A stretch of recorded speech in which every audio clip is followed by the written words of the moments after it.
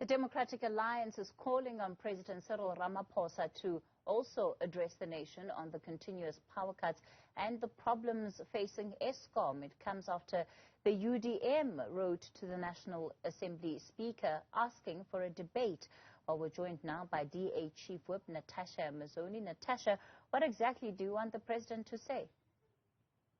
Well, good evening to you. What we're doing is we are calling on President Cyril Ramaphosa to address the nation on the specific details associated with timelines contained in his Cabinet's proposed electricity emergency interventions. A timeous release of these interventions would provide an opportunity to all stakeholders across the country, in our opinion, to make an informed input and participate in an expeditious implementation of these interventions, as well as allowing Parliament to hold the executive to account, because, as you know, the presidency is the one portfolio that doesn't have a portfolio that holds the president to account.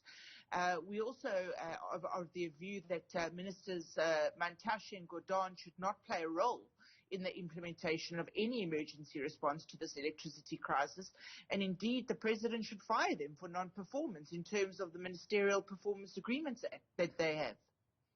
Is the president's silence not an indication that he perhaps has full confidence in his ministers, in the Eskom board, at least if we go on record to any previous time where he's been asked on these matters? That's what he said. Well, of course, that's what he says. I think the president's silence is indicative of the fact that he has absolutely no idea what to do.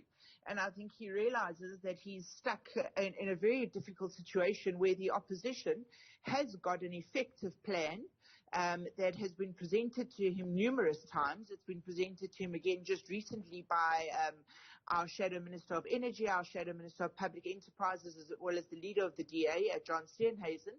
And I think that he knows that this plan could work. And I think that he knows that he has two ministers who are at odds with each other. One minister absolutely, completely sort of bedraggled by ideology. The other one completely with his hands tied behind his back because of his association with unions. And I think the president is playing ostrich by sticking his head in the sand. What are your solutions to the crisis that South Africans find themselves in? At least give me the top 3 solutions that you've presented.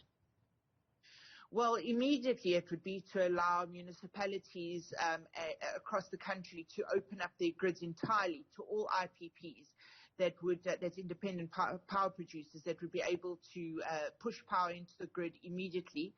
It would be tax incentives immediately for people who have solar panels, wind turbines, and electric light bulbs and the like.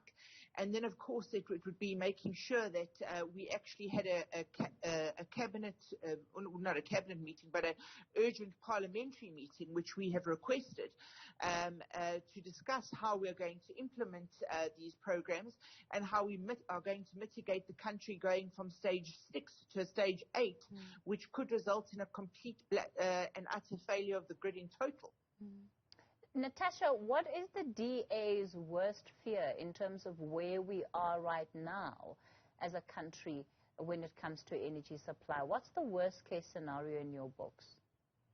Look, the worst case scenario is that our grid fails. That's the worst case scenario. And but let's be honest, the worst case scenario is already playing out for millions of South Africans as we speak. Small and medium business owners cannot operate. Big companies cannot operate either. It's a complete disincentive for all international investment to come to our country. So people are pulling out as quickly as they can, given the fact that there aren't any immediate plans in place to mitigate these circumstances. Remember back to 2019 when we were in stage 6 load shedding. Then remember the sonar when we were told that load shedding would be a thing of a distant nightmare that we would never have to relive. So I think that in many cases the worst case scenario is playing out, where thousands and thousands of South Africans are now at risk of losing their jobs. They are at risk of losing their businesses, and it's a simple fact now that unemployment is going to be on the rise because small businesses can't keep their doors open. DA Chief Whip Natasha Mazzone, let's leave it there for tonight.